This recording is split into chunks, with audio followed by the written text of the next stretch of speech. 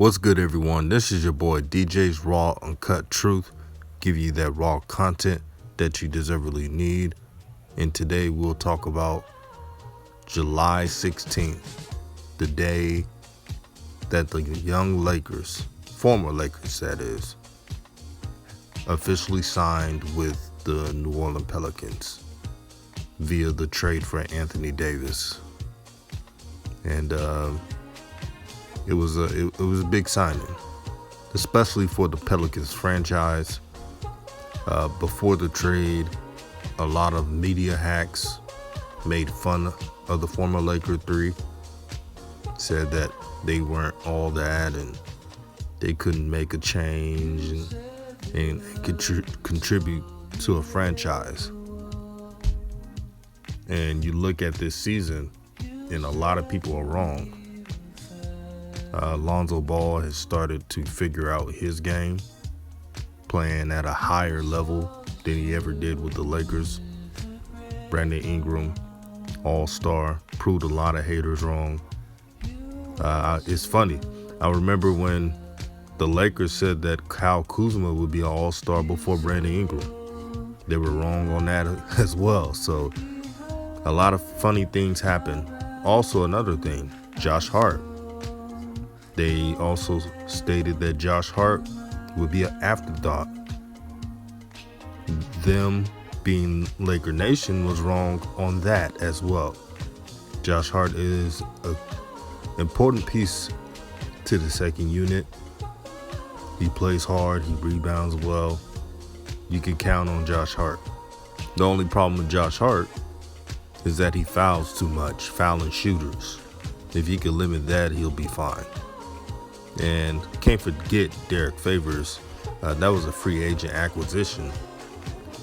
Derek Favors, it's really crazy to believe he's only 29 years old. He's been in the NBA for a decade, and I forgot that he really was drafted very early. I think someone said he skipped up a grade or something like that. I forgot, but he's been in the NBA since 2010. So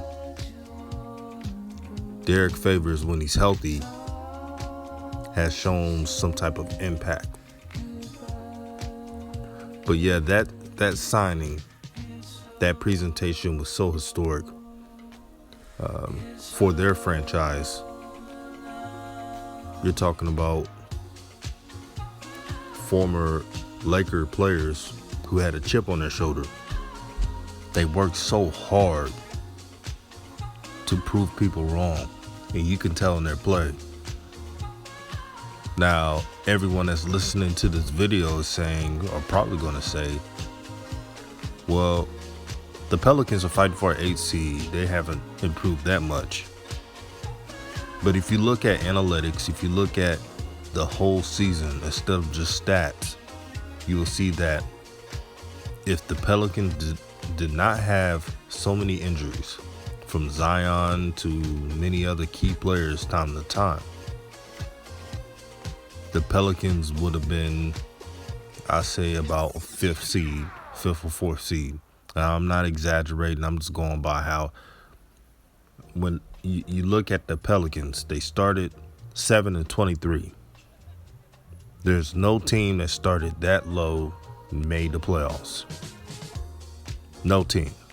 And they have a chance to do that. When they got a full roster, they went on a lot of winning streaks. So it's going to be interesting to see. Now, there are reports right now that Zion Williamson is dealing with a family emergency. Prayers to his family. They say he's going to come back, but is it going to be in time?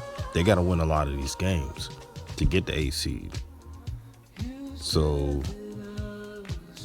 it's really going to be some adversity.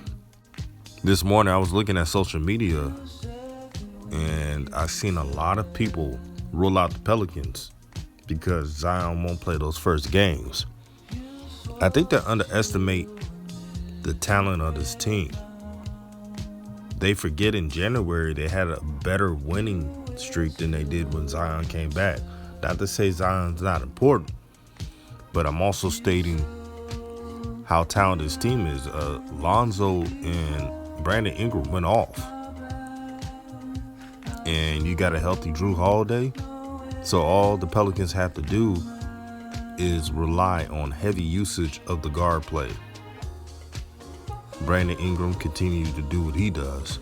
They'll be fine, and they got to play defense. Also, don't fail to point out the reason why the Pelicans had more of a winning streak when Zion was out in February, especially January, was due to Zion's inability to switch on defense. Now, we get it. Zion is a transcendent talent, and he can get a bucket no matter any area of the game of basketball. His problem is switching on defense. When the Pelicans played the Mavericks, the Pelicans were eaten alive because the front court could not switch. So Zion has to work on that. But Zion being off for a couple of games, it gives the Pelicans just a new outlook, let's just say. They're going to miss Zion's aggressive rebounding and scoring. But what they can make up with that is defense and extra three-point shooting. So, you got Melly off the bench. You got Kenrick Williams. Now, I know a lot of you guys dislike Kenrick Williams because he played more minutes than Lonzo at the beginning of the year. But if you take away that, Kenrick Williams can guard multiple positions. And I've heard he's improved his game. He's shooting the three better, attacking the basket more. I'm just going off what I'm hearing from his practices. He's going to be a valuable asset to the team. And you put Drew Holiday, Lonzo, B.I., Kenrick Williams defending, they're gonna get a lot of turnovers, a lot of steals, blocks, defensive rebounds, you name it. So I'm not counting the Pelicans out.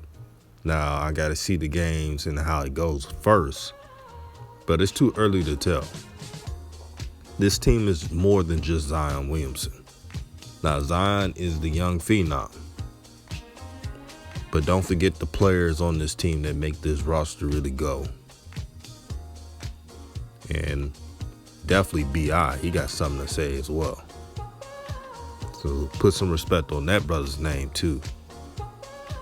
But I'm truly happy for the former Laker 3, and I keep that title to always remember that they originally were Laker players. We must not forget that. But they seem happier now. Each one of them. B.I. is happy. B.I. couldn't stand Laker management. Couldn't stand Jeannie Buss. It was pretty obvious. Like, he'll take a picture and smile, but he's like, man, I can't stand this team. You know how B.I. is. He keep it real. As for Lonzo suffered from media bullying, Luke Walton, narcissistic behavior. As I stated in the other video, Luke Walton did everything in his power to try to ruin Lonzo's career. I don't care what anyone tells me, I believe it. The rotations, limited minutes, and he did all that because he had a vendetta against LeVar and wanted to prove him wrong in the expense of winning. Look how bad Luke Walton is doing with the Kings. Now, before Luke Walton joined the Kings, I said from the get-go, the Kings could get a playoff spot, like the 6th seed at least, due to talent. I said this. And for people to defend and keep defending Luke Walton, let's say the Kings get the 8th seed. Bravo. But talent-wise, they're supposed to have higher than 8th seed. If you look on paper. That's why coaching matters. You got to have a coach that knows the game of basketball. You got to have a coach that have fire, that wants each player to rise above the occasion. That's what coaching is all about. Like these athletes in the 2020 NBA draft, and they want to go here and want to go there. My advice to them is to go to a team that has great structure and a great roster, so you don't have to do everything and get maxed out. That's very important. But yeah, this is a day that I will always remember,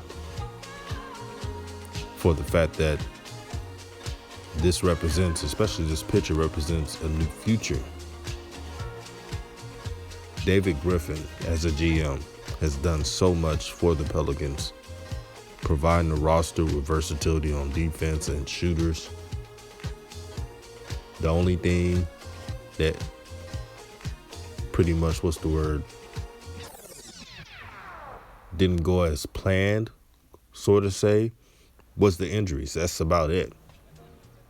You take the injuries away, this team would be talked about, oh, are they competing with this? And they still can compete for a title, just like every team that's in the bubble. This bubble is wide open. I was talking to a friend, and he's a Rocket fan. And he was saying this is the best year for the Rockets to win it all. And I agree. For any team that would not win an NBA championship on any regular year, this is a chance to win it all. Even James Harden knows that. That's why he lost all that weight. He was working so hard. I've never seen, and we don't know what these athletes do in their spare time, but man, James Harden lost so much baby fat. He's toned his body. He did that for a reason. He knows that this is his best opportunity to win a championship. That small ball unit that the Rockets run are going to run teams out the gym. Now they need Westbrook, and he should come back in time, because he's one of the best. No, not even one of the best. He's the best rebounding guard in the NBA. It's not even close, besides him and Josh Hart. Before I go, I want to talk about young Melo Dip and the highlight he just posted on all social media networks. This brother posted one itsy bitty highlight and got over, 3 million views in one day. This is why I call Lamelo the stimulus package. Like, he brings the money everywhere he goes. The money will follow, no matter if he's drafted by the Knicks, Pistons, Bulls, you name it. LaMelo's going to bring seats to the court, man. He's going to bring showtime. He's going to bring swagger. But let me show you this highlight.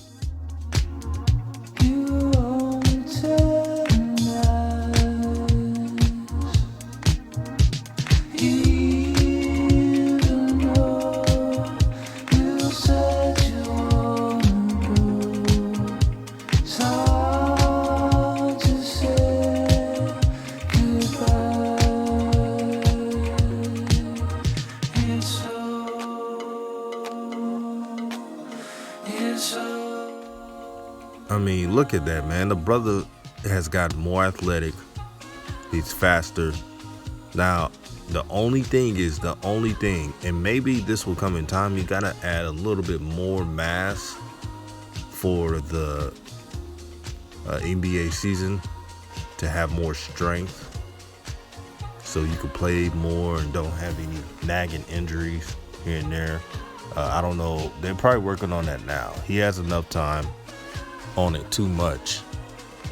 But I'm impressed with young Melo, man. LaMelo is really growing as a player. Shout out to Jermaine Jackson for training him and instilling wisdom to his game. He's advancing at a high level. But I gotta show you some haters. So this dude right here, aka the usual Lamelo Ball hater, at it again, Hayden, aka Aunt Ruckus, because she's always, or he, whatever this person is hating on brothers all the time. This person hates on LeVar, Lonzo, Jello, Lamelo. Just can't keep their names out their mouths. Just ignorance. But read this. Poor landing mechanics. I hope he learns to land on his feet closer together because this isn't good for his knees in the long run. A lot of young prospects are not the best dunkers in regards to landing. Look at Zion Williamson. Zion Williamson had problems with landing and it messed up his meniscus. That's true. But Zion Williamson was like, 300 pounds and more athletic than LaMelo. So the higher you go and the harder you land at weight causes problems. That's physics. I mean, LaMelo's 6'7", 181 pounds, 185. I think he'll be okay.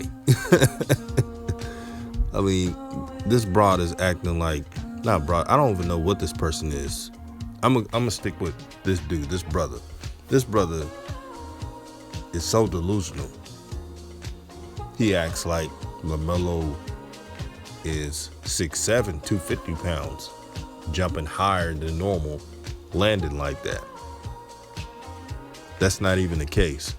Every time LaMelo Ball, and you see this a lot, every time LaMelo Ball posts something on social media, he gets hated on and critiqued more than any prospect in the history of the game. I can't remember.